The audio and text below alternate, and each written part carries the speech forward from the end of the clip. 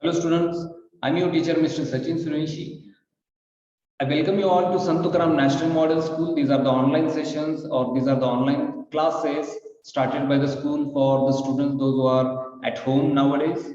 So I'm your teacher Mr. Sachin Suryanshi teaching you class 4 social studies. In that you are having chapter 4 rivers.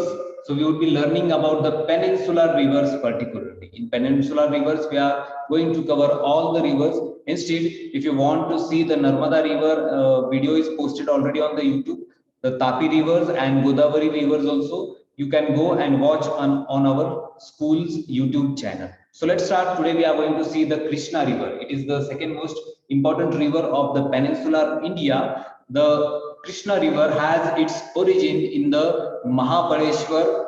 It is a place located in the Western Ghats, you may say, in the Satara district of Maharashtra. There is one spring, small spring. Through that spring, the Krishna River starts.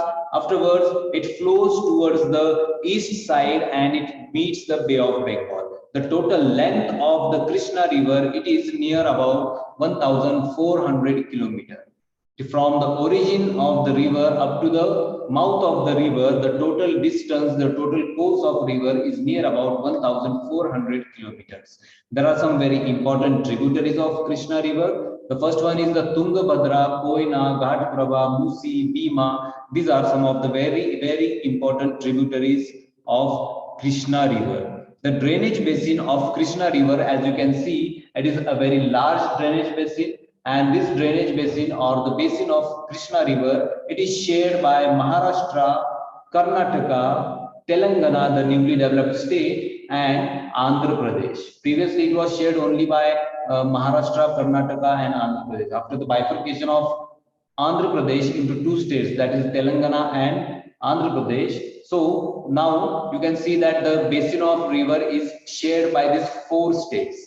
First one will be the Maharashtra, second one will be the Karnataka, then Telangana, and also the Andhra Pradesh. And on the Andhra Pradesh coast, it will meet the Bay of Bengal by forming a delta. So let's see a map of Krishna River so that we can see the left bank tributaries and right bank tributaries. So here you are having the origin of Krishna River. You can see this is the main Krishna River in this mountainous area, in this Western Ghats area, in this Satara district. Through these hilly areas in the Mahabaleshwar, you are having the origin of Krishna River. From here, the river starts flowing towards the east side. It crosses the mountainous area and it enters the plateau area here. And meanwhile it enters the plateau area, there are so many small streams of, or you may say the tributaries like the Penganga and Venganga. They come and join the main river and make it big river.